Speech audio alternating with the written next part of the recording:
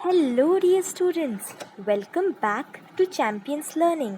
आज हम कक्षा 7वीं की जो हिंदी सुलभ भारती है उसकी पहली कविता फूल और कांटे उसका भावार्थ देखेंगे और साथ ही साथ जो भी स्वाध्याय कृति इसमें देकर रखी होगी हम उसे भी करेंगे।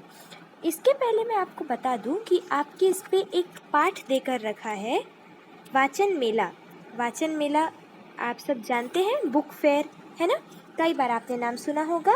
तो इसी को हिंदी में इसमें सिर्फ कुछ नहीं देकर रखा है, सिर्फ स्वाध्याय इस पे कुछ है नहीं, एक चित्र बस देकर रखा है और उस चित्र का आपको निरीक्षण करना है और उस निरीक्षण के आधार पर आपको उस चित्र का वर्णन करना है।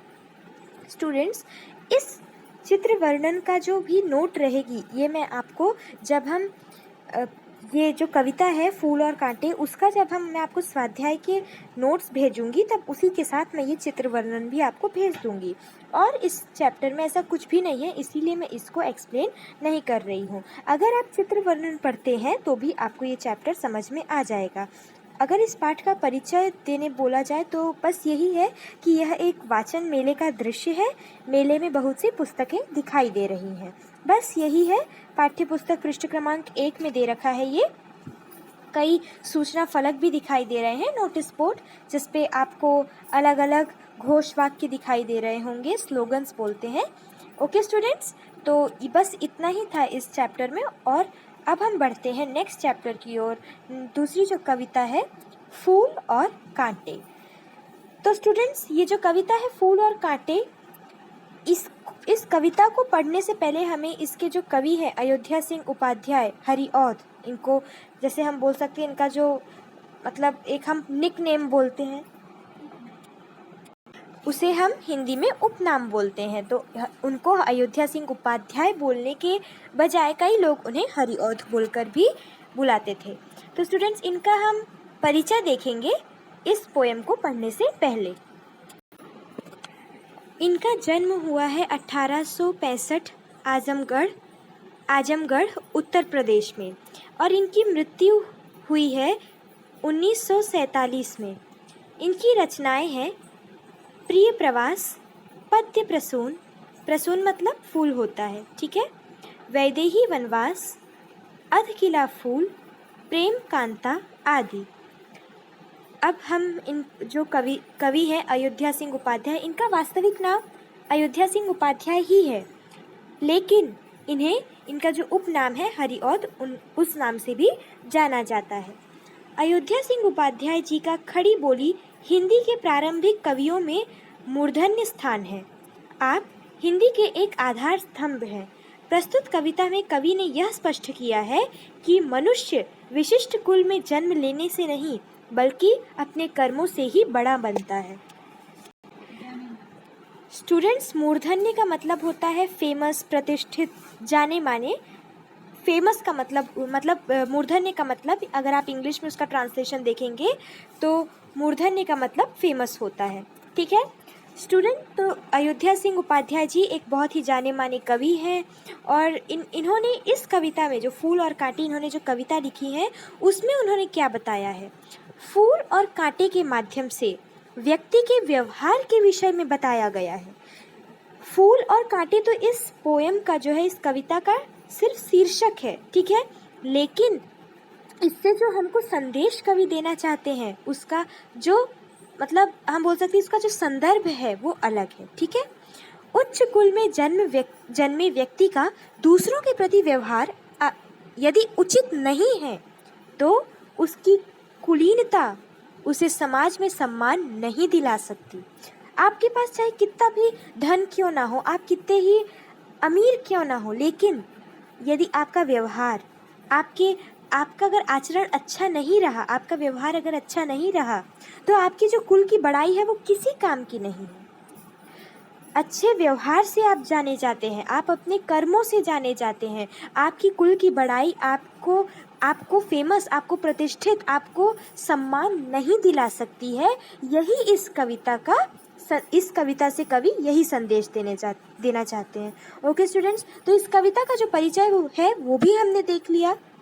अब हम इस कविता के जो भी पद्यांश है उन्हें पढ़ेंगे एक एक करके और उसका सरल अर्थ जानेंगे।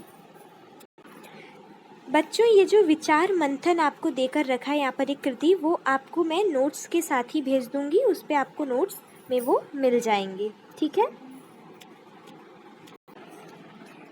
जन्म लेते जगह में एक ही पौधा उन्हें है पालता, रात में उन पर चमकता चांद भी एक ही सी चांदनी है डालता। है जन्म लेते जगह में एक ही, फूल और कांटे दोनों एक ही स्थान पर जन्म लेते हैं, है ना। एक ही पेड़ उन्हें पालता है, एक ही पौधा उन्हें है पालता, एक ही पौधे पर वे दोनों पलते हैं। ऐसा तो होता नहीं है कि गुलाब का फूल हो और वो गुलाब का फूल कहीं और उग रहा हो और उसके कांटे किसी और पेड़ पे उग रहे हो। वो एक ही स्थान पर यानी एक ही पेड़ पर जन्म लेते हैं और जिस पेड़ पर वो जन्म लेते हैं वही पेड़ उन्हें पालता है। रात में उन पर चमकता चांद भी एक ही सी चांदनी है डालता। जब रात का समय होता है, रात्रि के समय में जब आकाश में चंद्रमा अपनी शीतल चांदनी फैलाता है, जब चांद की शीतल चांदनी मतलब मूनलाइट, हम इंग्लिश में बोलते हैं ना मूनलाइट, जब चांद की शीतल चांदनी इस धरती पर पड़ती है तब वो फूल और कांटे दोनों को ही समान रूप से वह चांदनी मिलती है। ऐसा तो होता नहीं है कि फूल को ज़्यादा चांदनी मिल रही हो या फिर कांटे को ज़्यादा चांदनी मिल रही हो या फिर किसी एक को कम मिल रही हो, है ना। ऐसा नहीं होता, दोनों को एक ही जैसा प्यार दिया जाता है। बोलते हैं ना कि घर पे दोनों को एक ही जैसा प्यार दिया जाता है, उसी तरह फूल और कांटे दोनों को एक ही जैसी देखभाल दी जाती है। माली भी दोनों को एक जैसी देखभाल देता है ना। और उन्हें जो चंद्रमा की जो शीतल किरणें होती हैं वो भी दोनों पर एक समान गिरती हैं। मतलब दोनों में कोई भी भेदभाव, कोई भी पक्षपात कुछ नहीं होता, दोनों में समानता रखी जाती है। अब हम ये जो पहले वाला पैराग्राफ था, पहला जो पद्यांश था, इसमें सिर्फ इतना ही बताया गया है। अब हम अगला देखते हैं। मेघ उन पर है बरसता एक सा, एक सी उन पर हवाएं है बही, पर सदा ही यह दिखाता है हमें, ढंग उनके एक से होते नहीं। मेघ उन पर बरसता एक सा, स्टूडेंट्स जो मेघ लिखा है, मेघ मतलब बादल होता है। मेघ उन पर है बरसता एक सा, जब बादल पृथ्वी पर जल बरसाते हैं तब दोनों में समान रूप से बरसाते हैं। मतलब मेघ उन पर है बरसता एक सा, एक ही से उन पर हवाएं है बही। मेघ जब भी बारिश आती है पृथ्वी पर तब फूल और कांटे दोनों ही समान रूप से भीगते हैं, है ना। बादल ऐसा तो नहीं करता कि नहीं मैं सिर्फ फूल पर बरसूंगा और कांटे पर नहीं बरसूंगा, या फिर मैं कांटे पे सिर्फ बरसूंगा और फिर फूल पर नहीं बरसूंगा। दोनों को समान रूप से पानी मिलता है, एक सी उन पर हवाएं है बही। और जब प्यारी शीतल और मन को छू लेने वाली ऐसी ठंडी हवा जब पुरवाई जो कहते हम बहती है, तब भी दोनों के ऊपर समान रूप से बहती है, तब भी कोई अंतर नहीं रहता, तब भी तो वो सब दोनों पर एक सी बहती है। हवा तो ऐसे कभी नहीं बोलती कि मैं सिर्फ फूल पर बहूंगी, सिर्फ फूल को ठंडक प्रदान करूंगी, कांटे को नहीं करूंगी, ऐसा कभी नहीं होता। पर सदा ही यह दिखाता है हमें, ढंग उनके एक से होते नहीं। परंतु एक जैसी परिस्थितियों में पल कर भी फूल और कांटे दोनों का स्वभाव एक जैसा न होकर एकदम भिन्न, एकदम अलग होता है। दोनों को सब चीज़ें एक जैसी मिलती है। देखिए दोनों पैराग्राफ एक दूसरे से कनेक्टेड है। एक ही जगह पर जन्म लेते हैं, एक ही पौधा उन्हें पालता है, रात में उन पर एक जैसी चांदनी भी पड़ती है और मेघ भी मतलब बादल भी उस पर एक जैसे बरसते, पानी उतना ही मिलता है दोनों को, दोनों पर उतनी ही हवाएं चलती हैं। लेकिन इतना सब कुछ सेम होने के बावजूद भी क्या फूल कांटे जैसा होता है या फिर क्या कांटा फूल के जैसा होता है? दोनों के ढंग अलग अलग है, बिल्कुल अलग है। दोनों एक दूसरे के विपरीत हैं। जहाँ फूल सबका मन हर्षाता है, सबका मन प्रफुल्लित कर देता है। जब हम किसी बगीचे में जाते हैं तो फूलों को देखकर खुश हो जाता है हमारा मन, है ना। लेकिन कांटे ही अगर कोई पेड़ पौधा अगर बताओ सिर्फ कांटों से भरा पड़ेगा तब हमारा मन ज़्यादा खुश होता है या फिर उसमें एकदम वो फूलों से भरा हुआ हो वैसे पेड़ को हमें देखकर खुशी मिलती है। आनंद हमें मिलता है फूलों वाले पेड़ को देखकर। सब चीज़ समान होने के बावजूद भी दोनों के ढंग एक जैसे नहीं होते। अब हम तीसरे पद्यांश पर देखते हैं क्या लिखा है। छेद कर कांटा किसी की उंगलियां फाड़ देता है किसी का वर वसन। प्यार डूबी तितलियों के पर कतर भौर का है देता वेद श्याम तन। भौर का है वेद देता श्याम तन। छेद कर काटा किसी की उंगलियां। अब जैसे यहाँ पर लास्ट लाइन लिखी हुई थी ना,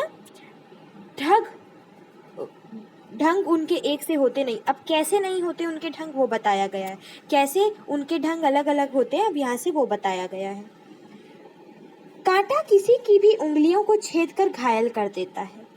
कांटे पे अगर हमारी उंगली लग जाए तो हमारी उंगली से रक्त प्रवाहित होने लगता है ना, खून निकलने लगता है, मतलब हमें वो घायल कर देता है।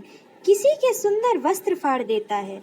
और कोई अगर अच्छा कपड़ा पहन कर आया और उस कांटे पर अगर उसका कपड़ा फंस गया तो फिर उसका कपड़ा भी फाड़ सकता है, उसका सुंदर जो वस्त्र है, वसन मतलब वस्त्र होता है, ठीक है, तो जो वर वसन उसने जो कपड़े पहने हैं वो भी फाड़ देता है। जब वर मतलब सुंदर होता है स्टूडेंट्स, वर का मतलब सुंदर और वसन का मतलब वस्त्र। प्यार डूबी तितलियों के पर कतर, फूलों पर आकर्षित होकर सुंदर तितलियां प्यार से फूलों के पास आती है, उनका रस, अनूठा रस जो होता है उनका, वो पीने आती है, राइट। तो कांटा क्या करता है, फूल के पास वो तितलियां बेचारी आती हैं और कांटा उनके पंखों को कतर देता है, काट देता है। भौर का है वेद देत्या श्याम तन। और भौरा जो होता है ना, भौरे का शरीर वो छेद देता है, मतलब श्याम तन। स्टूडेंट्स यहाँ पर श्याम तन क्यों बोला गया है? श्याम मतलब काला, तन मतलब शरीर। काला तन वाला कौन होता है? भौरा होता है, भौर होता है। तो मतलब जिसका शरीर, मतलब ये भौर के लिए बोला गया है कि भौर का है वेद देता श्याम तन। जो भौर का जो काला शरीर होता है, जो श्याम तन होता है, उसे वो वेद देता है। वेद देना यानी छेदना, छेद देता है, ठीक है। कौन छेदता है? ये सब कौन करता है? कांटा करता है। अब हमको कांटे की जो भी उसकी मतलब उसकी जो भी कमियां थी, जो भी उसके अंदर जो कमी थी वो हमें पता चल गई। अब हम फूल कैसे श्रेष्ठ होता है वो देखते हैं। फूल लेकर तितलियों को गोद में भौर को अपना अनूठा रस पिला, निज सुगंध और निराले रंग से है सदा देता कली जी की खिला। स्टूडेंट्स, अब हमने देख लिया कि कांटा क्या क्या करता है ना। कांटे की जो बिहेवियर है, जो उसका व्यवहार है वो अच्छा नहीं होता है। लेकिन उसी के विपरीत फूल तितलियों को अपने पास बुलाता है ना। दूसरी ओर फूल तितलियों को प्यार से अपनी गोद में जगह देता है, मतलब अपने पास बुलाता है, आकर्षित करता है। भौर को अपना अनूठा रस पिला। और जिस भौरे को कांटा, जिसका शरीर वो छेद देता है, उसी भौरे को कौन अपने पास बुलाता है? फूल बुलाता है। और क्या पिलाता है? अपना अनूठा रस, अपना जो अनूठा मतलब निराला, जो उसका बहुत ही जो स्वादिष्ट होता है और जिसको बहुत अच्छा लगता है भौरे को, है ना, उसका रस वो कौन पिलाता है उसको? फूल। वही उसी जगह जो कांटा होता है वो उसका जो शरीर होता है श्यामतन, उसको छेद देता है। अपनी मदमाती सुगंध और रंगों की निराली छटा से सभी के मन को प्रसन्न कर देता है। कौन करता है?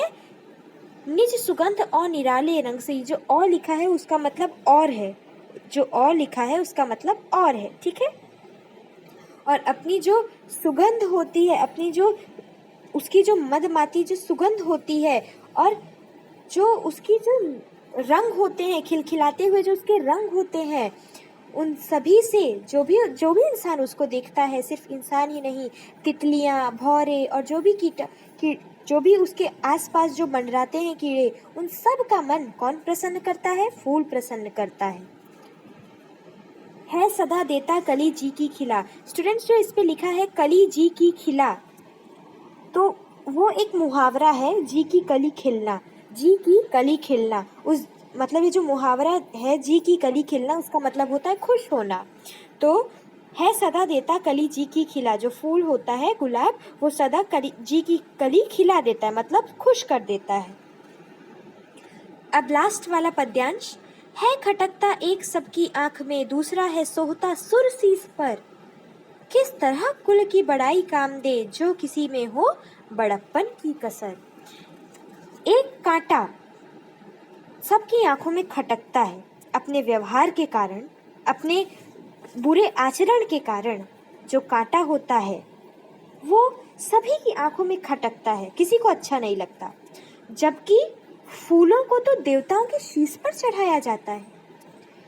फूल के अच्छे व्यवहार के कारण वो इतना अच्छा रहता है, उसकी श्रेष्ठता, वो इतना श्रेष्ठ है कि उसे सुर मतलब भगवान और शीश मतलब सिर, देवताओं के शीश पर चढ़ाया जाता है। कौन? फूल। जबकि कांटा जो होता है उसे कोई नहीं देखना चाहता, वो सबकी आंखों में खटकता है। किस तरह कुल की बड़ाई काम दे, जो ना हो, जो किसी में हो बड़प्पन की कसर।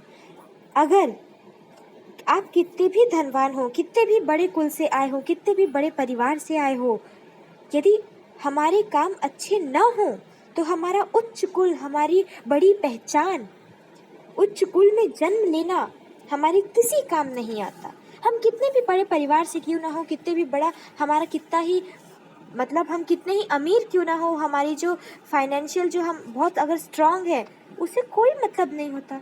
अगर आप किसी को सहायता नहीं कर सकते, आपका व्यवहार नहीं अच्छा है, तो आप सिर्फ धनी है, आप सिर्फ धन, मतलब आपके पास सिर्फ धन है, आपने क्या कमाया? सिर्फ धन। लेकिन जिसका व्यवहार अच्छा होता है, जो हमेशा हर किसी की सहायता के लिए तत्पर होता है, वो क्या कमाता है? वो लोगों का दिल जीतता है, वो अपने प्रति उसके प्रति सबकी शुभकामनाएं होती हैं, सब उसके लिए प्रे करते हैं। लेकिन अगर बताइए, आपके स्कूल में भी एक एग्जाम्पल के तौर पर, आपके स्कूल में आप किस बच्चे को सपोर्ट करते हैं? जो आपकी मदद करता है, आपसे अच्छे से बात करता है। टीचर्स भी उसी बच्चे की बड़ाई करते हैं ना, जो ज़्यादा अच्छा है, जिसका व्यवहार बहुत अच्छा है। वहीं अगर कोई बच्चा, उसका बिल्कुल अच्छा आचरण नहीं है, वो बिल्कुल भी अनुशासन, उसके अंदर बिल्कुल भी अगर अनुशासन नहीं है, तो उसको कोई प्यार नहीं करता। तो इसीलिए अच्छे आचरण रखना, दूसरों के प्रति अच्छा व्यवहार होना चाहिए हमारा। और अगर हमारा व्यवहार दूसरों के प्रति अच्छा नहीं है, तो उच्च कुल में जन्मे व्यक्ति का दूसरों के प्रति व्यवहार अच्छा न होने के बाद उसकी कुलीनता, उसकी जो कुल की बड़ाई है, उसे समाज में सम्मान नहीं दिला सकती। बस यही था स्टूडेंट्स इस कविता का मतलब। और इस कविता के जो भी नोट्स रहेंगे वो मैं आपको जल्दी से जल्द वीडियो जो है अपलोड कर दूंगी। तो आज के लिए बस हम यही रुकते हैं। नेक्स्ट वीडियो में हम इसके आगे का जो चैप्टर रहेगा, दादी माँ का परिवार, उसका एक्सप्लेनेशन देखेंगे। और उसके पहले मैं आपके लिए जो क्वेश्चन आंसर्स वाला वीडियो है वो अपलोड कर दूंगी। Okay students, take care. और अगर आपको ये वीडियो अच्छी लगी हो और आपको ऐसा लगा हो कि ये आपके लिए बेनिफिशियल है, तो फिर आप इसे लाइक कर दीजिए, सब्सक्राइब कर दीजिए और अपने दोस्तों में शेयर करिए। और अगर आपको डाउट रहता है, तो फिर आप कमेंट बॉक्स में कमेंट करिए, मैं आपको ज़रूर उसका आंसर दूंगी। Okay, take care, bye.